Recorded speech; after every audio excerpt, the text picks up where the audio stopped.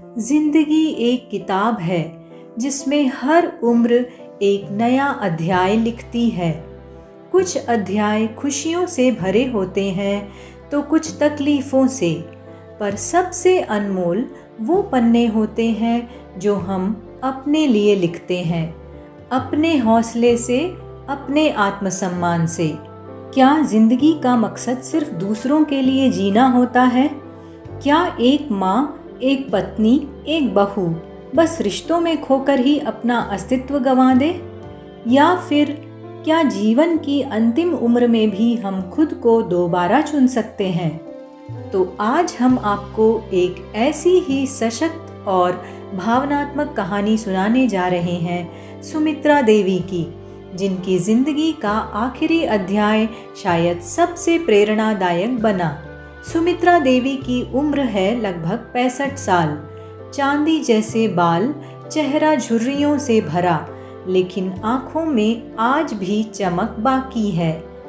वो एक आम महिला थी, ना किसी अखबार की सुर्खी बनी, ना किसी मंच की शोभा, पर उनकी कहानी हर उस इंसान के दिल को छू जाती है जो कभी खुद को बेबस और अकेला महसूस करते हैं। सुमित्रा देवी का जन्म एक मध्यम वर्गीय परिवार में हुआ।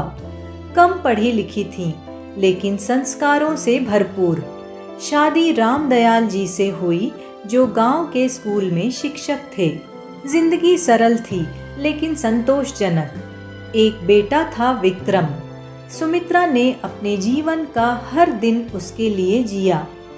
पति की नौकरी में बहुत धन नहीं था, लेकिन उन्होंने हर छोटी बड़ी बचत की बेटे के भविष्य के लिए। गहने बेचे, जमीन गिरवी रखी और बेटे को शहर में पढ़ाया।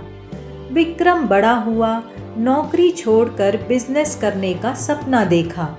माँ ने बिना सवाल किए अपनी सारी जमा पूंजी उसे दे दी, यह सोचकर कि अब वह उनका सहारा बनेगा। फिर एक दिन रामदयाल जी को हार्ट अटैक आया। अस्पताल में कुछ दिन चले इलाज के बाद वे चल बसे। सुमित्रा अब अकेली हो गई, लेकिन बेटे के लिए अपनी भावनाओं को दबा लिया। बेटे का व्यापार कुछ दिन तो ठीक चला, शादी हुई, बहू आई। बेटा अब व्यस्त रहने लगा। बहू को सास की उपस्थिति खटकने लगी। शुरुआत में सब ठीक था, लेकिन धीरे धीरे माँ एक अतिथि बनकर रह गई। एक ऐसा अतिथि जिसकी उपस्थिति से घर में असहजता फैल जाती थी। चाय खुद बना लो, पूजा जल्दी खत्म करो, रिमोट क्यों ले लिया, बहू थकी होती है, उन्हें अकेले रहने दो।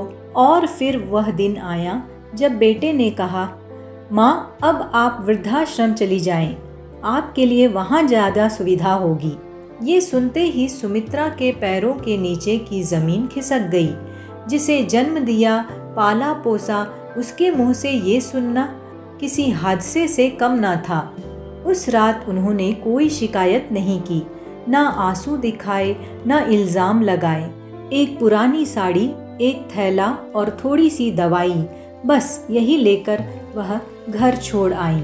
बिना मंजिल के शहर की सड़कों पर चलती सुमित्रा एक मंदिर की सीढ़ियों पर बैठ गईं। तभी एक महिला उन्हें देखकर पास आई, मीरा दीदी। मीरा खुद भी एक विधवा थी, जिन्होंने बेसहारा महिलाओं के लिए एक छोटा सा जीवन केंद्र शुरू किया था। वहाँ पर महिलाएं पुरानी साड़ियों से बैग बनाती, हस्त निर्मित दियों की पैकेजिंग करती और कुछ दूसरी महिलाओं को पढ़ना लिखना सिखाती थीं। मीरा ने सुमित्रा से कहा, तुम बोझ नहीं हो, बस तुम्हें खुद से मिलना है दोबारा। यही बात सुमित्रा के दिल को छू गई। सुमित्रा ने केंद्र में रहकर काम करना शुरू किया। उन्होंने अपने सिलाई के पुराने हुनर को फिर से जिंदा किया। एक दिन उन्होंने कपड़े की पुरानी साड़ियों से सुंदर थैले बनाए। मीरा ने कहा, चलो इन्हें ऑनलाइन बेचते हैं। तो शुरू में ऑर्डर कम थे, पर एक ग्राहक ने इंस्टाग्राम पर थैलों की तस्वीरें शेयर की और फिर ऑर्डर की तो जैसे बाढ़ आ गई। धीरे धीरे सुमित्रा ने सुमित्रा सहेली बैग्स नाम से एक छोटी ऑनलाइन दुकान शुरू की।